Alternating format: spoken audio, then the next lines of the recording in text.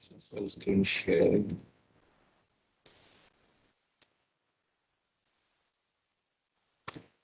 Okay.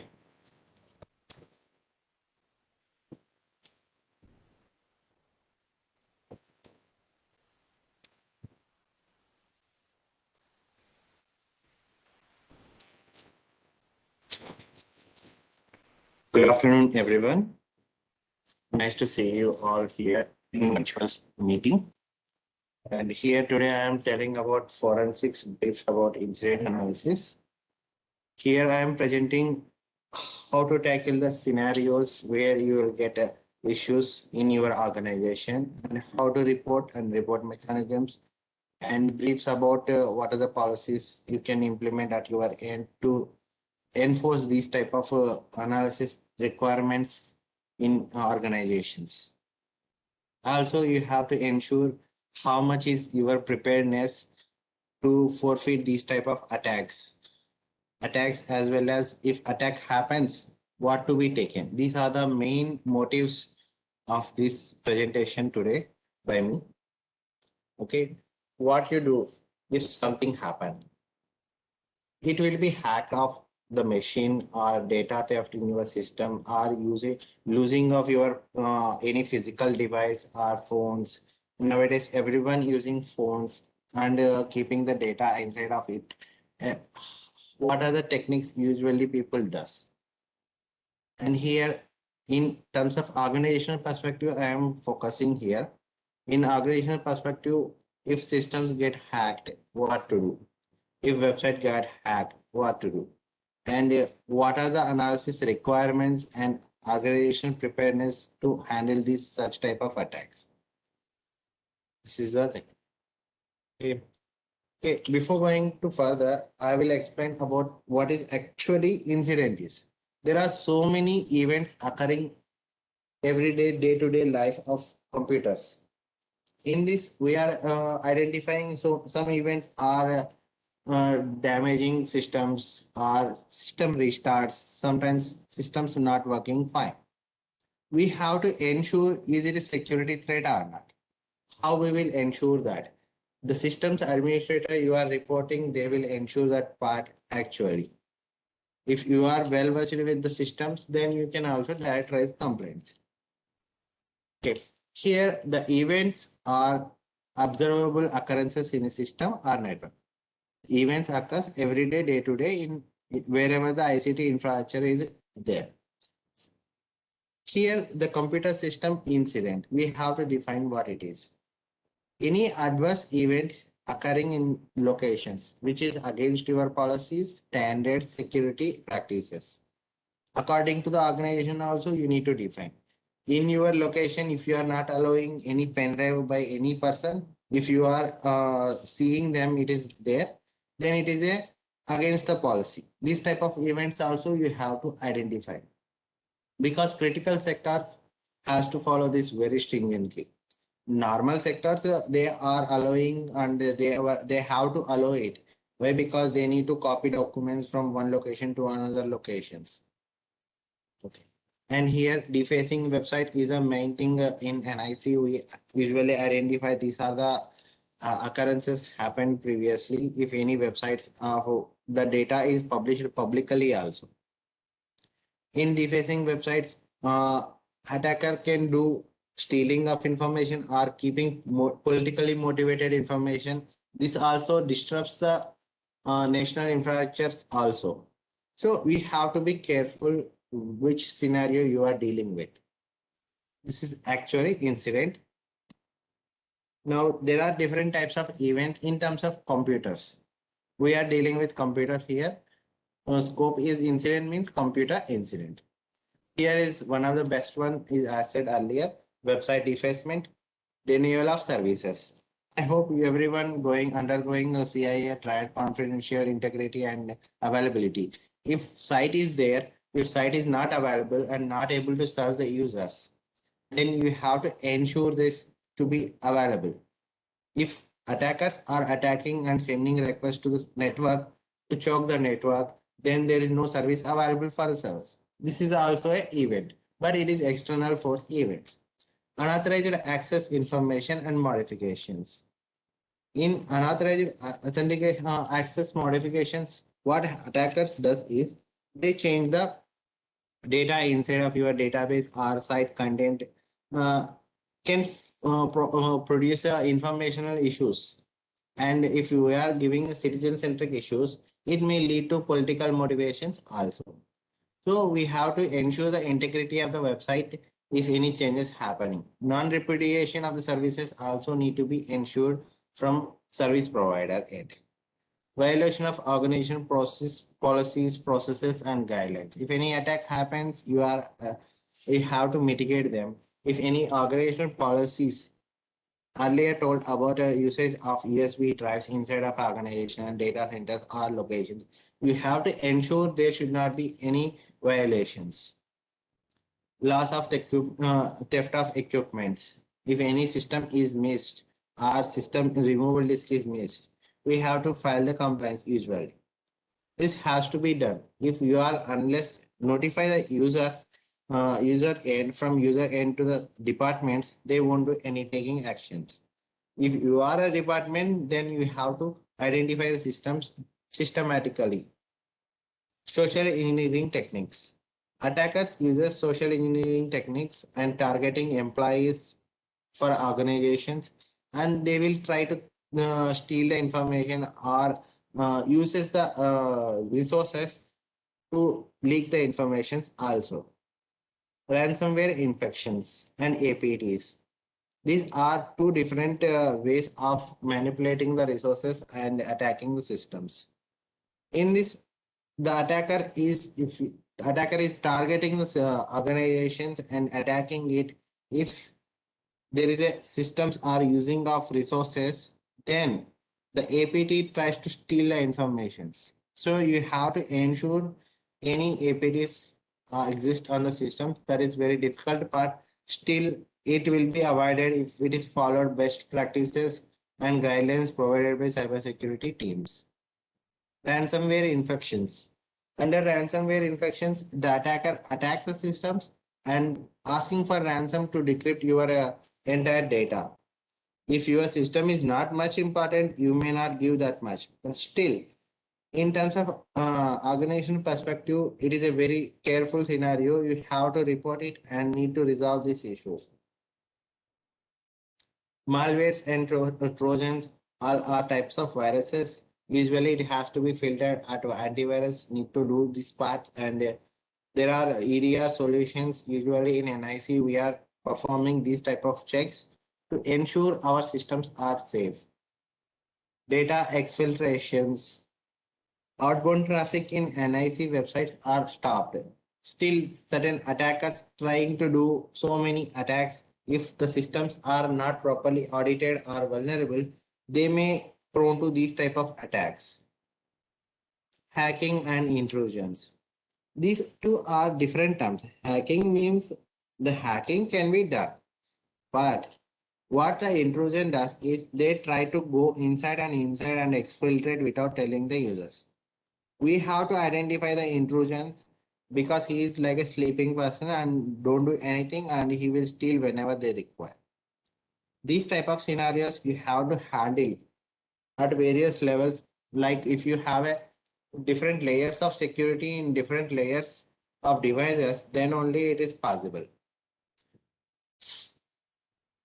Disclosure of sensitive data in public domains, like Aadhaar information, credit card informations, and critical information of defenses, and all these things should not be disclosed. If you are disclosing them for public usage or employee usage, still you are putting the resources at risk. If a army personnel or defense personnel are in the list, if he is a sensitive person, he should not be disclosed his details. Like phone numbers, all are available publicly. In government scenario, we are allowed to publish our data with the prior approvals. And also sensitive data is depends on how country treats it, how the information should be disclosed as per the government and public norms. In certain countries, the salary information disclosure is mandatory. This is the best example. In US country, one of the country, I won't name it right now. They are supposed to disclose the salary information and tax information publicly. If anyone questions it, they have to answer it also. Forensics versus incident response. Our main topic is incident response, already told by Ram. I am giving you a little bit information here. Here, what is the exact difference? That is our main motive. In incident response, you are dealing the systems at a very short time that need to be quarantined. You have to stop it, the incident, so that your business runs smoothly.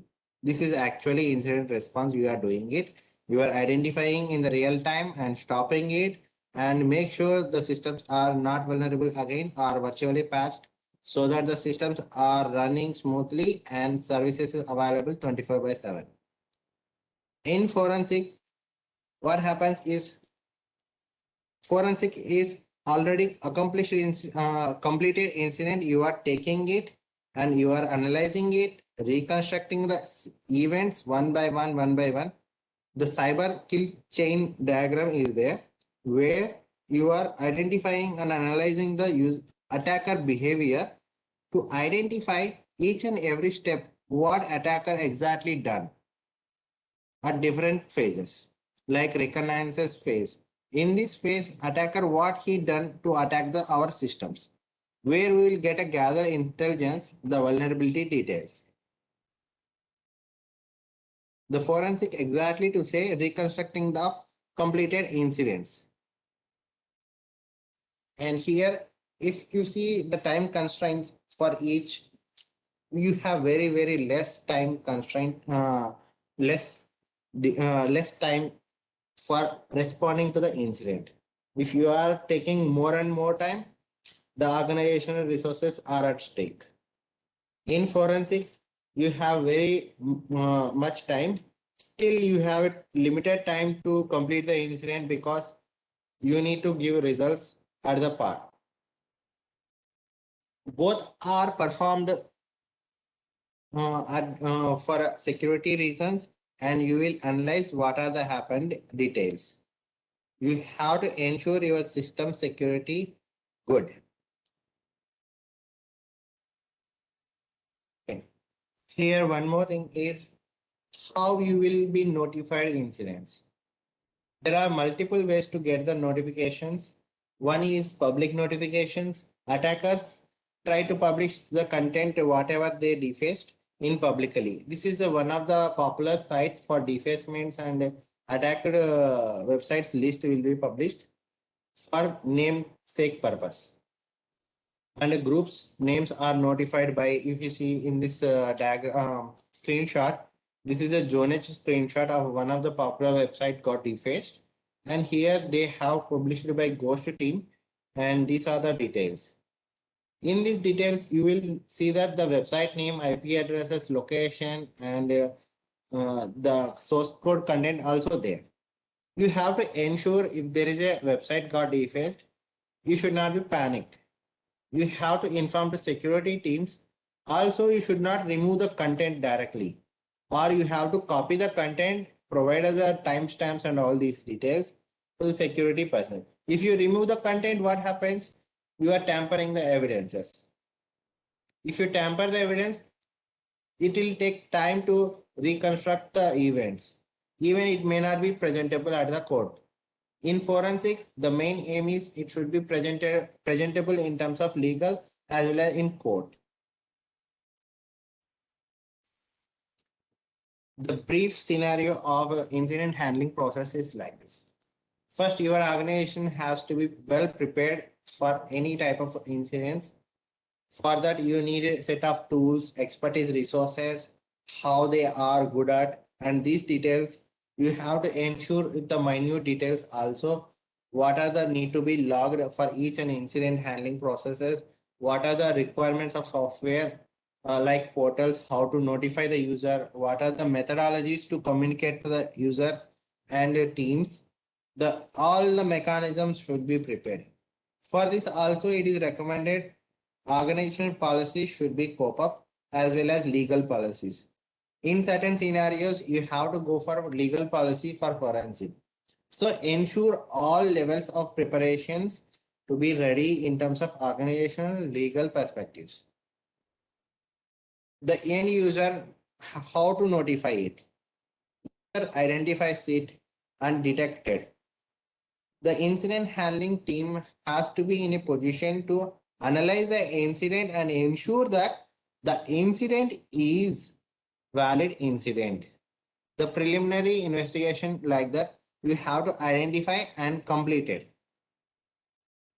And the incident you have to ensure that this is a proper incident and you have to deploy your team.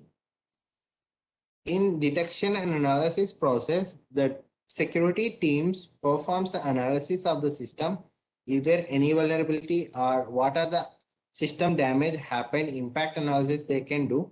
After that, they will try to identify the vulnerable and malicious contents in the system and that need to be patched. That can be done in containment and eradication recovery phase. In this phase, you are containing the resources to a particular extent so that it won't be disturbing other resources. Like if you are in network, you are quarantining one system if it is infected. So the system need to be cleaned. If not, you have to reinstall the entire software on that system. It is also recommended. Why? Because if you don't know, how much is damaged, so it's better to restore the entire systems. Certain times, not all times possible. If you are giving a live systems, live scenario, like running a website, you have a facility, you have to install another fail-safe mode systems to communicate and provide the services. So business continuity plan also helps in this. You have to ensure all levels of service disturbances possibilities. After this, you are recovering the entire systems of a particular infected machines. If you are recovering it, what are the processes need to be implemented? First thing, you are going for antivirus or anything scanners and scanning or identifying any malicious content removed.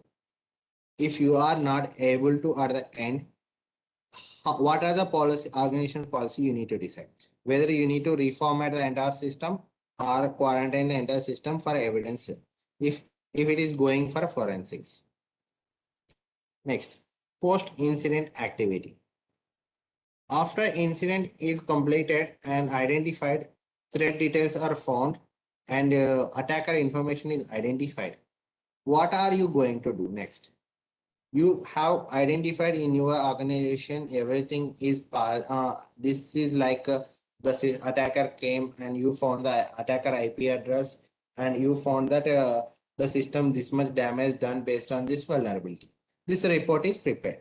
After this report, you should have an organizational policy whether to share this information to outside or national level institutions for cyber security operations. If you are sharing this information may be helpful for the other organizations where they can use your threat intel and uh, try to avoid this type of incidents at their locations.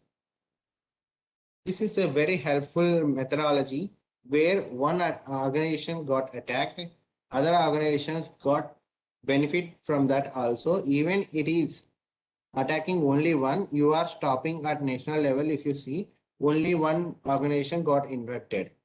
Other organizations got suppressed the attack at all. So that organization can recover this.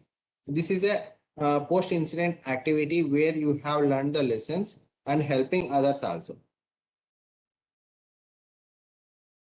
In incident process, how you are communicating to the incident team. You have a different types of mechanisms where you can share your messages, portals, internet and phone call and email messages and global laptop alert messages where you can get a portal to identify it and Here in NIC, we have a SOC team where they can do these continuous operations and notify the user also, and we will try to find out the any attacks happen.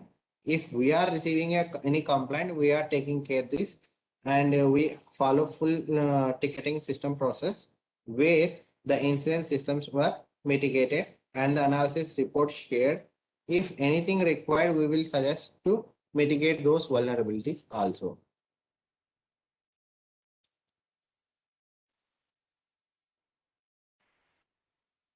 Okay, how to find the incident? This is the main thing. I listed multiple incident types in second slide of this presentation, like website defacement, DDoS attacks, all the things. How you will find the incident? Here, to identify incidents, you need certain types of setup inside of organization. It is a corporate organizations. They have built-in security tools in place like log analyzers, antivirus solutions, HIPAS, and network incidents. Also, we are checking each and every server health statuses, health state checkups using SNAPs, and we are having a dashboards where we can identify any changes, more and more changes, attacks happening. Those will be detected using security solutions and stopped at network and firewalls. We have also web application firewall where web application attacks were stopped. So if any attack is happening, the logs will be generated and attacks will be mitigated, and those based on those details you are getting attacks, we will be notifying the SOC teams perform this type of analysis where the attack is happening. Is there any actual vulnerability in those machines? Those also will be checked at our end. In incident handling process, if incident happened, we are identifying them and we are requesting providers the logs to identify vulnerabilities, and audit trail logs also helpful. Is there any already thing happened? Like Drupal website defaced around 1.5 years before based on Drupal Gedan vulnerability. Those have lower version of vulnerabilities. Because of that, the sites, some of them may be defaced. If the attacker is hitting again with those type of website payloads, our systems are capable enough to stop those attacks. These are the advantages having a threat intel with us. So if incident happen, we are identifying it. If the sites are vulnerable, we can identify it. If it is attack successful, we will reanalyze them and we will analysis perform based on logs analysis, um, audit trail log analysis. We have to ensure at all levels different types of logs. Then only it is possible to identify signs of incidents.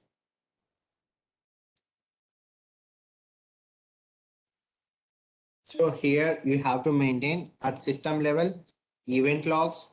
In if it is a website survey, web services, you have to maintain a web access log, event logs, FTP logs, and error logs also recommended for a time period, and debug logs also. In serializable vulnerabilities, debug logs generated so much in struts especially, where we identified there is a changes in the operating system's commands also. And the logs were deleted. Only debug logs were left and logs were deleted. We identified there is a pattern of deserialization vulnerability of struts 2. It is found and identified clearly. So you have to ensure all types of logs at least for a certain time period to ensure the logs were safe as well as also. So if any attacker comes, what they do, they attack the system, they remove their logs. If you are keeping logs inside of your machine only, what happens? If you are, they will remove it. There is no way to trace back. So ensure that the system logs are also safe. If you are using a Apache or Tomcat in root privileged mode, they can have a full capacity to delete it also. So you have to follow different type of standards to identify as incidents also. Incident analysis. Here, this is the same website what I gave it in the first slide, where the attacker published this information. The website is defaced.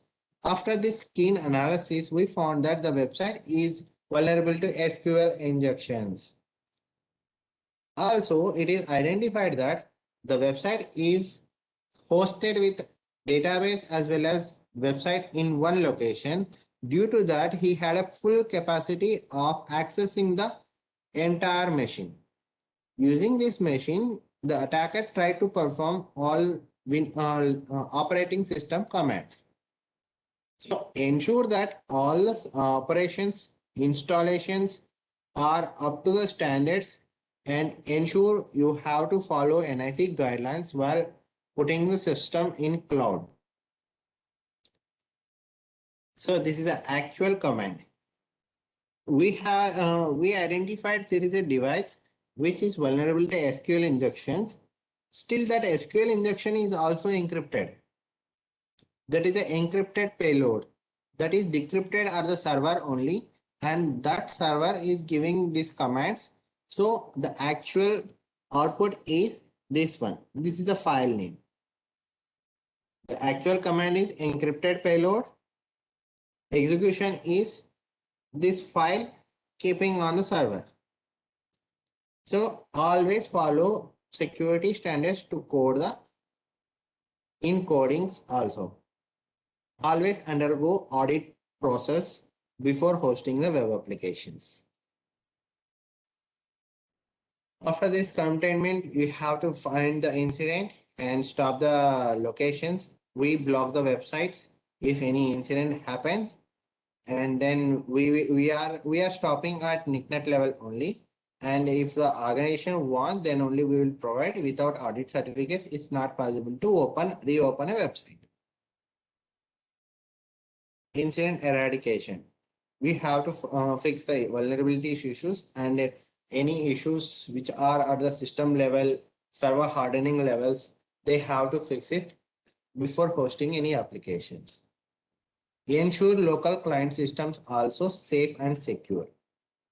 Why? Because we are using PuTTY or FTP softwares, where these softwares communicate through VPN. If a client system is infected, the client system sends a payload using a PuTTY of your active session to a server, where this will happily uploads to the server. That malicious payload works there very actively. Like crypto miners, there is a much possibility crypto miner attacks are happening on us, and they are targeting a user clients. They are not actually targeting a systems of web servers which are publicly available. They are targeting bhavans and development machines, these type of locations. Using that locations, the systems, they are trying to send a phishing mails, where the phishing end user clicks the mail and infected. These type of things, they are taking care. Still, you have to follow guidelines to mitigate those. If you are infected, also you should report it directly. You should not tamper evidences. The recovery phase. If all the systems are fine and running after restoration, and then the firewall rules, antivirus rules, and vulnerability patches, if required, also rechecked and verified and go ahead given in this phase. So the systems restored back where the incident happens to incident response. You are closing the case. After this case, what you learned from this? What are the corrective mechanisms you implemented to identify and stop this attack? If it is successfully mitigated at the devices, why this attack is targeting to us? This also need to be answered. The number of attacks daily happening in our government infrastructure is very huge.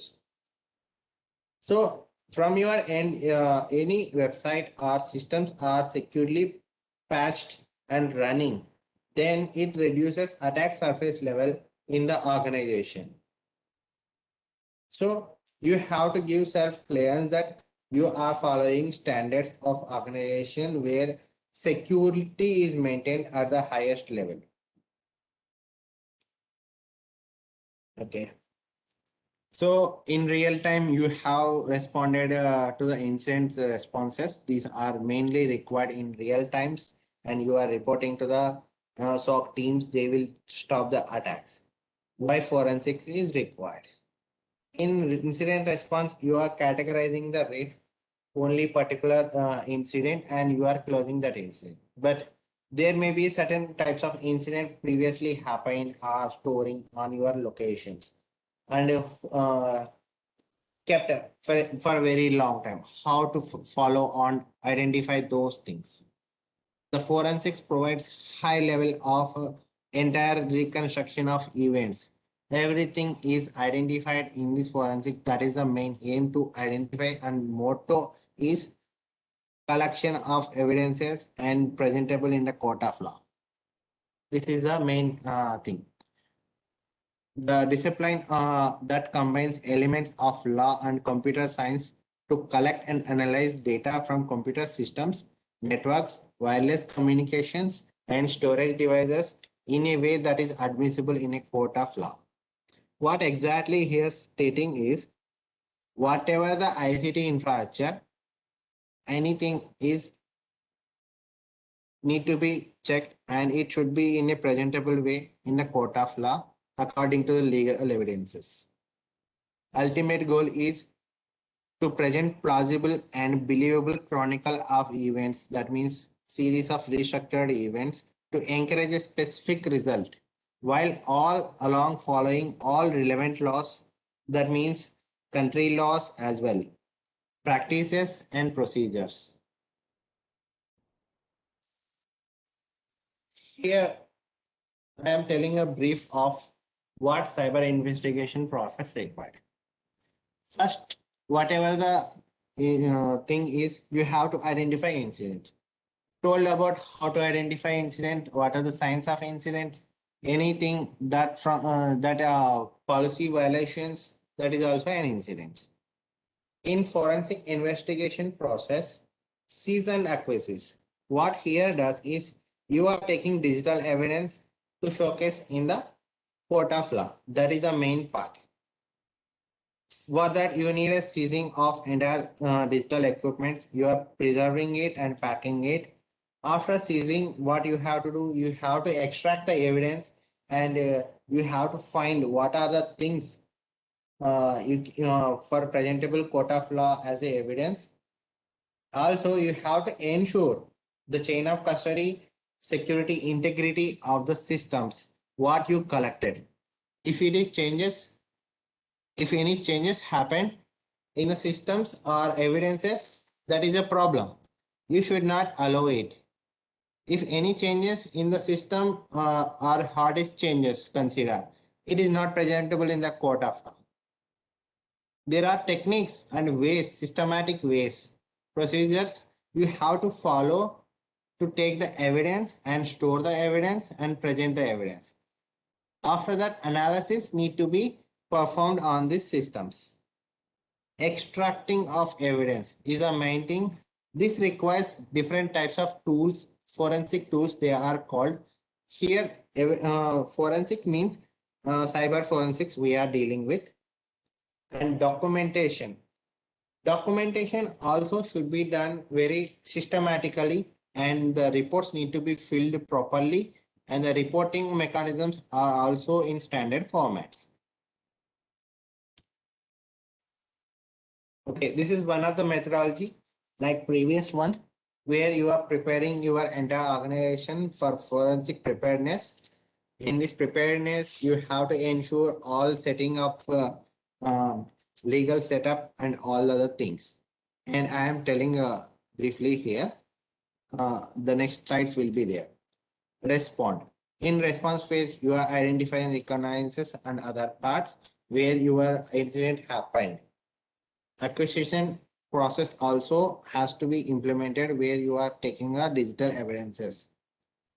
Verifying also is mandatory. Why? Because you need to implement a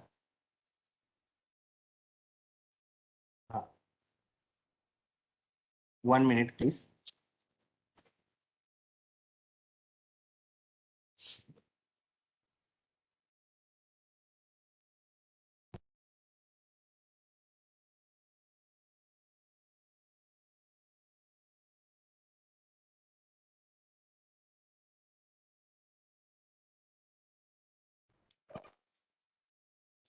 here after acquisition, you have to analyze as it is, and after that report preparation will be done. After report preparation, you have to safeguard the entire report again. That is archiving entire details for any future requirements.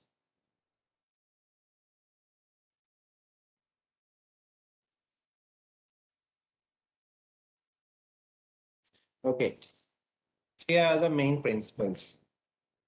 In forensics, you have to take the evidences and preserve it. And the reporting officer should know this. Uh, he has a full control over all evidences and has to take care of the evidences. And documentations requirements also need to be prepared. If any document is changed or tampered, that may also cause problems in investigation processes. After that, you need different types of tools requirements. For this, I am going further here.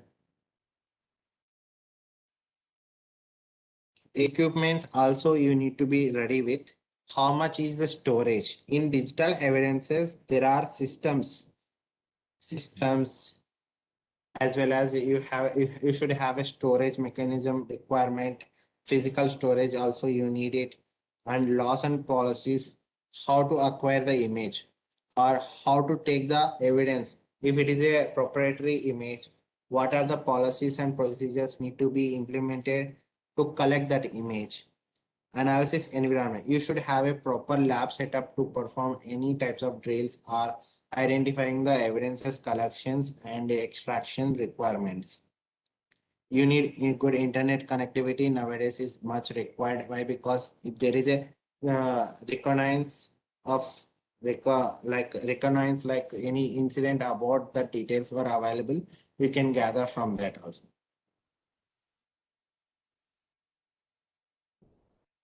Okay, I earlier told about what are the toolkit requirements. In terms of software and hardware requirements, these are the very popular tools. In these tools, you have a CyberCheck suite. This is provided by CDAC itself. This is a commercial version. And next one is NCASE is another popular one. Uh, FTK access data is there. These are very popular tools currently in use. Helix is a freeware tool where you can use at free of cost these tools, but the results are not sure presentable in the court of law. Celebrate is mobile forensic tools. It is a commercial version.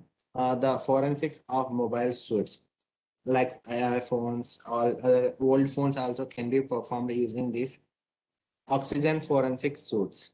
This is also a forensic toolkit for mobile forensics. Autopsy and truth. These are the another open source tools, and freewares are also there. These are the list of tools currently in use in forensics. Apart from foreign hardware and software, you need different types of hardware kits as well as requirement of stationaries also there. As per the policies, you have to carry all these also. You have to take care of these things are also in software and you can print it down. Logbook, safe booting of forensic live CD. In live scenario, there are scenarios where your systems are stopped and you have to boot from your forensic live CD so that you can gather the hard drive. And in live forensics, you need a volatile memory. I'll come to that later. I'm telling it next phase. You need these type of tools where you can boot from your hard disk instead of your actual hard disk on the system so that the evidence won't be tampered. You need a good handy laptop for ease of use. RJ5 cross cable, this is also it must be required to copy faster data. Tools to open CPU cabinet detached hard disk. To open any system, you need a tool. So the toolkit must be required. In mobile forensics, you need to carry chargers also. all-in-one chargers are best options. Here in this mobile forensics, why we need a charger? If you lost the data or if your phone is on, how you will gather the information? If the phone is going to switch off, you have to protect that information. So you have to carry requirements for based on the uh, devices as well as to protect from the outside environments also, like anti-static cover. This is the one of the good option is you are stopping any connectivity to the phone so that it won't be get erased. You have a good option. If you see in your mobiles remotely, you can erase your entire data in the phone using the services of Google itself. So better to be use stop the network itself so that you can gather the more evidences. And also the phone should not be switched off. If it is switched off, you may need to know the opening fingerprint key. Fingerprint key breaking is little bit difficult. So you have to ensure all these things before taking off any evidence in collection. So these are the main primary requirements itself. There are two types of evidence collections: volatile and non-volatile. Under volatile, what happens here is the volatile is whatever the data is there, it is gone. If you are rebooting your system, the RAM memory is gone. So the entire memory in the RAM is cleaned after that. When you are doing a malware analysis, it may be very difficult to gather the information if you switch off and switch on. So you have to know that is there any secure keys which are unencrypted versions on the memory so that you can gather more information like ransomwares in scenario. In this scenario, certain keys are kept in the RAM in an unencrypted way. Those are collected and they decrypted the keys. So this is the best way to gather the volatile information because everything is unencrypted there, mostly. And non-volatile. Non-volatile is like on the hard disk, whatever the data is there, that is non-volatile. Here, even you reboot, nothing will happen. So volatile information, you have to gather if it is a system is live. If system is off, there is no way to gather volatile information. There are scenarios where you can get that information also, but impossible.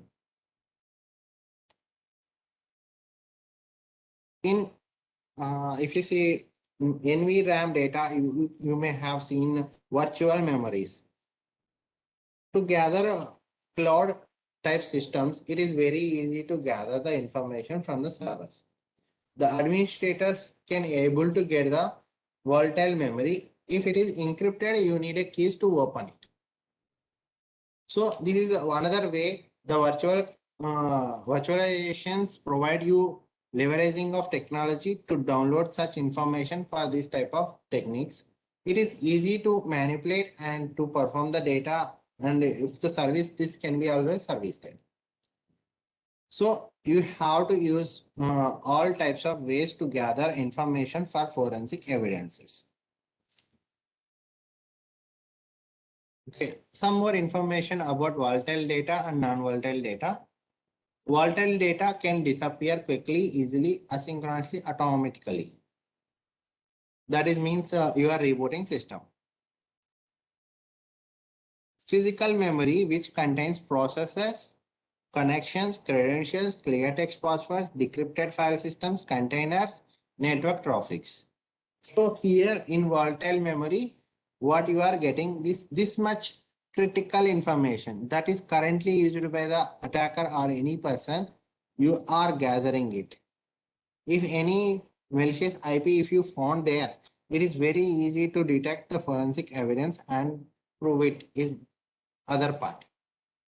Non-volatile data. Non-volatile data does not disappear quickly. It is on hard disk. If it is damaged or magnetically cleaned, then only little bit difficult to revert it. Okay. In our crime scene, what you can expect? Different types of devices. Nowadays, getting a laptop is very easy. You can buy online and it will be delivered. So there are multiple types of devices in our areas. And if you see Windows 10 is there, Apple devices are there, Ubuntu, which is very old device. Certain scenarios where you will find multiple dual boots also available. You have to ensure these type of scenarios also. These are the multiple types of devices. Here in disk forensics, what we do, we use certain one device write blocker. What this write blocker does, this write blocker allowing your hard disk copy to copy. It is not disturbing the source evidence. It only copies the data like a read-only mode. Under this mode, you are not supposed to write anything on the source. You are just copying the data, but unable to copy from destination to source. This is facilitated by write blocker. Using this device, you can ensure that source device source system is integrity is not tampered at all. There are two types of write blockers, software write blockers and hardware write blockers. The hardware write blockers is, this is one of the device, tablet device is there, where you are copying this master hard disk to another one. It is very easy.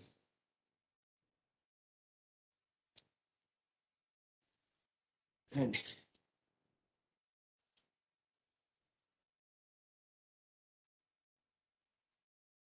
evidence handling. You have to ensure all evidences has to be under one custodian. Chain of custody is called, where the chain of custody has to be implemented and all the evidences is responsible for it. Digital forensic lab facilities should be implemented for this purpose. What are the types of acceptable use policies to access the digital forensic lab by any person? You have to define at your lab locations. Okay. Now, you got a evidence, this what you do. After the evidence is coming, you should not directly tamper the evidence. You have to mirror that evidence, like using write blockers, you are mirroring it and using it. Unintentionally or intentionally, it can be done by users. So if you tamper the secondary evidence, you may re-image again from the source. So it is better to follow this type of practices to ensure the evidence is not tampered at all. Okay. Here is one more thing. In disk forensics, you have to understand what is slack space. In disk, you have divided into uh, clusters and cylinders. Under cluster, you are storing the bytes of informations. 512 bytes consider you are dividing it. Under this, you are dividing a cluster into 4 parts, sectors. One sector is 512 bytes, 512 bytes, 512 bytes, 512 bytes. If the file is 1024 bytes, you are filling it up to 1024. After that, space is free. If you are filling it 700 bytes, after that, space is also free. So this won't be used by direct operating system. The attackers can manipulate and store this information here also. So you have to ensure if you are gathering hard disk copy properly, then only it is possible to gather information, uh, the slack space information also. If any malware or anything residing in this type of spaces, you can extract them. Here, how you to copy the data from one hard disk to hard disk also. Logical copy and physical copy. There are two types of here. Under logical copy, the active directories and files of logical volumes only copied. Here you are copying contents only, practically. In physical copy, you are not bothered about what the content is. You are copying entire image. one bits directly to another space. Here you are including free spaces as well as slack space so that you can ensure the entire systems will be evidence gathered or tested properly. But what are the headaches here? In under logical copy, you are taking very less time. And physical copy, you have to copy entire 1 TB hard disk or 2 TB hard disk, you are copying it. Even the data is very less. So you have to decide based on your constraints. But in practically, physical copy is good.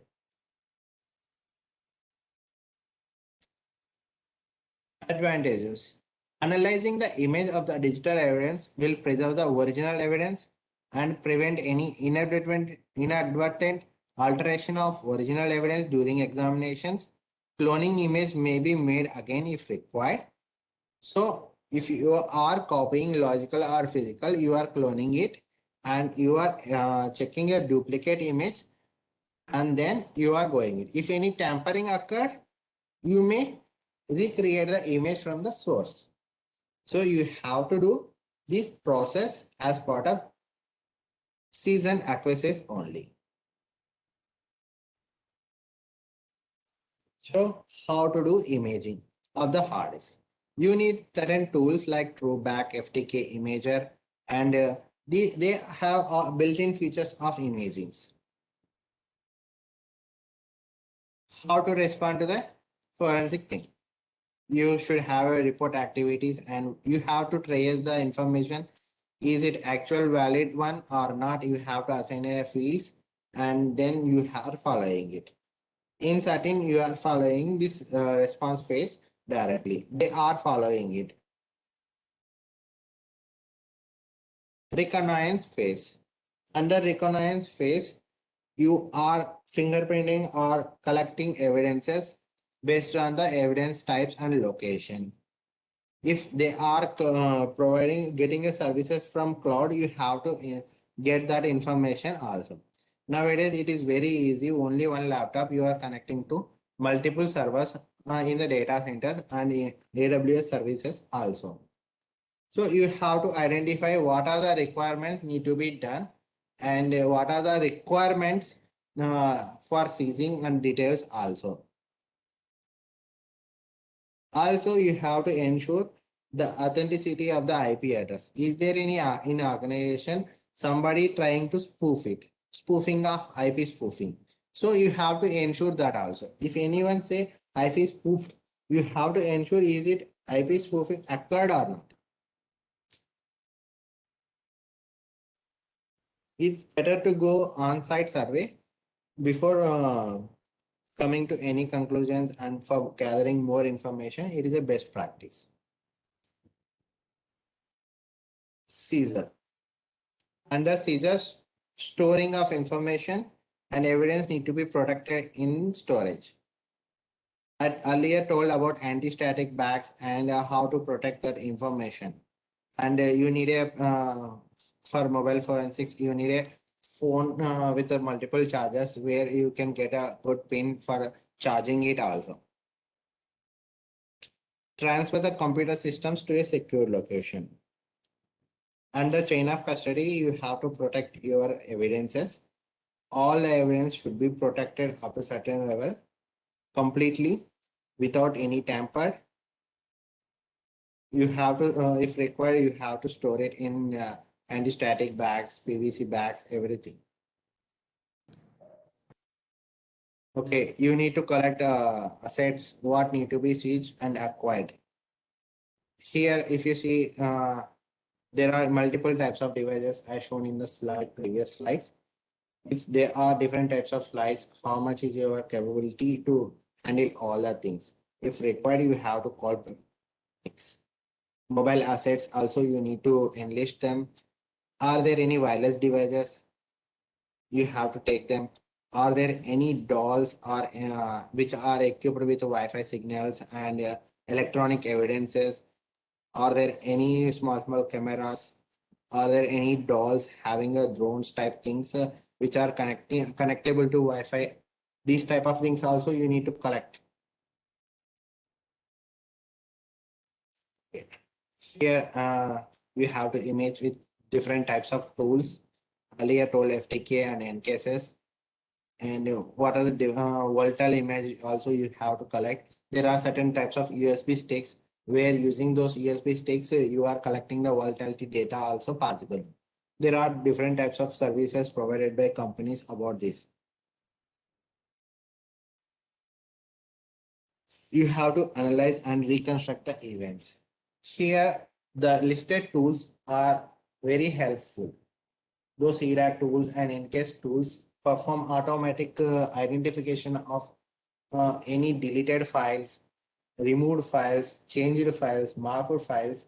They will reconstruct the images also, and they have certain types of services from say image reconstructions from network collected data.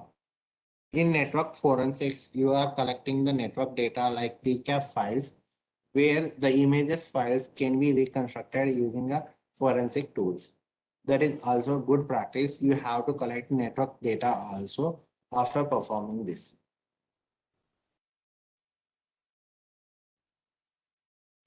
Different types of file system. How much is our support by network disk analysis tools and forensic tools? You have to know capability of your forensic tool. What are the different types of supported file systems and all others? Like mobile forensics, you need different types of toolkit set, and disk forensics, you need different types of toolkit set. You have to ensure all those equipments are available in your lab for full analysis of the entire systems. Also, you have to be get updates for latest technologies released in market for forensics as well as systems. Consider if you have a Windows 8 system, currently market is released with Windows 10. If you have a forensic tool which supports Windows 8 only, then it becomes a problem. You have to ensure you have to support all types of systems with the current technologies. Here you are constructing the whole reconstruction of entire event in order to identify what are the events and attackers performed by using your gathered evidence. And also you have to identify relevant evidences instead of going more unused requirements for a particular forensic kit. If you have more time, you can do that. But if you are going for a motivation based, you have to ensure relevant information has to be gathered first.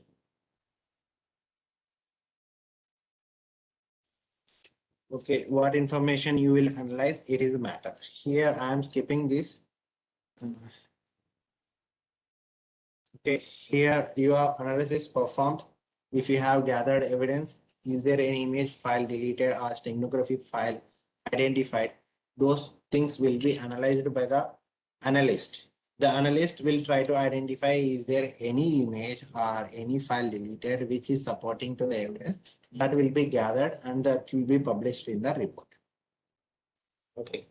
Here after this is the ideal scenario by the attacker. Nowadays, the attackers also get smart and they try to evade these type of countermeasures by the forensic analyst also. What attackers does is they use anti-forensic techniques to stop identifying back so that they won't be traced back. For these type of things, they do anti-forensic tools. They uses different types of techniques like steganography earlier told how to find the steganography. Even you identify an image, how to decrypt that image for gathering information. That is a difficult part. So they are using one way ahead to stop the forensic techniques to identify back. They use encrypted file systems so that no one able to see other. Again, as a privacy, it is useful, but still in forensically, it is difficult to get that back. If you have a password, then only you are able to decrypt it. You have to break the system. Compressed files. How to open a compressed file? You have to brute force it or you have to decrypt it. It may take very long time, but you need good software and hardware systems to decrypt fast. There are multiple ways to do it. Even you are running one system, the Windows 10 itself supporting another subsystem inside of a Windows, you can run Linux machines, as well as the techniques are VMware, VirtualBox, Hyper-V. These are different types of another layer of virtualization inside of a normal Windows like Windows Linux machines itself. Over that, if you are going inside of a virtual machine and running the systems, the entire system is encrypted and you are stopping it. So you are stopping anti-forensically forensic group, but it require they can gather your VMDK file. VMDK file is a file inside of a virtual box to access another operating system. It is like a hard disk. Virtually, it is a hard disk. What the attacker does is they encrypt the entire hard disk file. So you have to decrypt that file to get back. So it is very difficult to perform all the things all times. Okay, after this is performed, what you have to do, you have to prepare a very good report. Under this good report, should be understandable by each and every person. Like if no wise person came, he don't know about computer technology. He should be, he is good at law. He should be able to understand these type of things. So you have to ensure your report is precise, properly understandable and presentable in the court of law as per the rules also. It is like a telling a story. Okay, you have to archive the data. You have to safely, securely keeping it for future usage. If anything counters it, you have to be in a position to close that, or you have to give it all the evidences. So these are the main terminologies used in incident and forensics. Any queries, please ask me a question.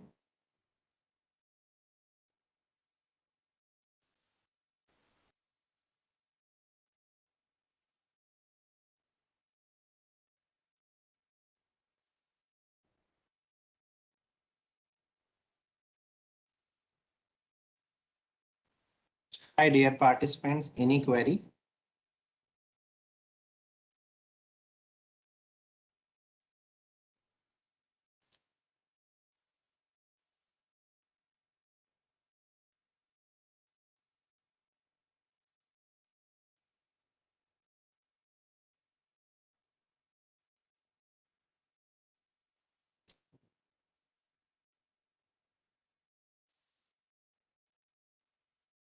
So I think there are no queries.